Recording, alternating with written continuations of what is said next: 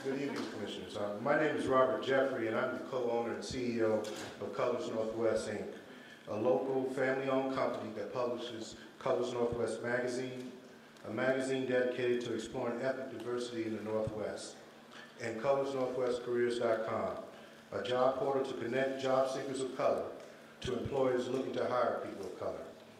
Colors Northwest magazine was born in 2001, and in the most improbable of circumstances, with not much more than an idea, a staff that believed in the mission, and a relatively tiny amount of startup capital, we were able to scrape out the first few issues by the skin of our teeth. No one was quite sure what to make of us. As a multi-ethnic publication, we didn't fit into the mainstream model or even the ethnic media model. While we had no shortage of powerful story ideas to work with, getting revenue to grow the business was always an uphill battle. Many advertisers could not see the benefit of advertising with a small startup publication, preferring to make group buys with larger publications or publications with large parent companies. Like many ethnic publications, we've had a lot to do with little. For the first 3 years, we worked out of our homes, having no offices or infrastructure to speak of. This kept costs down and allowed us to weather rocky financial times like the period after 9/11. The voice of Colors Northwest brings to the local media landscape is unique and independent. We are not beholden to shareholders or the market, and we keep our advertising and editorial departments strictly separate. Despite our small staff, the journalism we produce has been recognized with numerous awards, including this year by the Society of Professional Journalists as the best overall magazine in the region. Some notable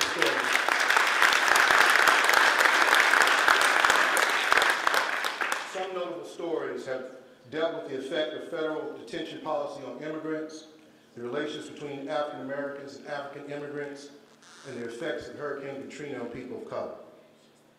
I say all this tonight to say that ethnic media landscape is one that is dynamic, thriving, and growing. According to a study by New American Media, 45% of people of color prefer ethnic media to mainstream media. People of color are fully a third of the U.S. population and are slated to grow even further. Non-whites are suspected to be the majority in 2050. Yet, in media ownership, this democratic power is not present. According to a study called Out of the Picture by the Free Press, people of color are dramatically underrepresented in media ownership, with only 3.26% of all TV stations owners non-white, although people of color are 33% of the population.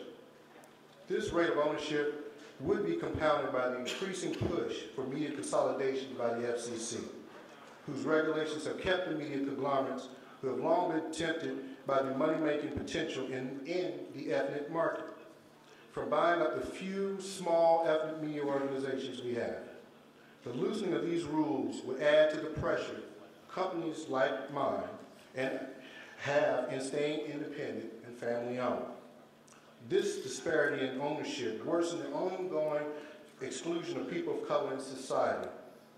Nancy Zirkin of the Leadership Conference of Civil Rights said, "This should be a national embarrassment."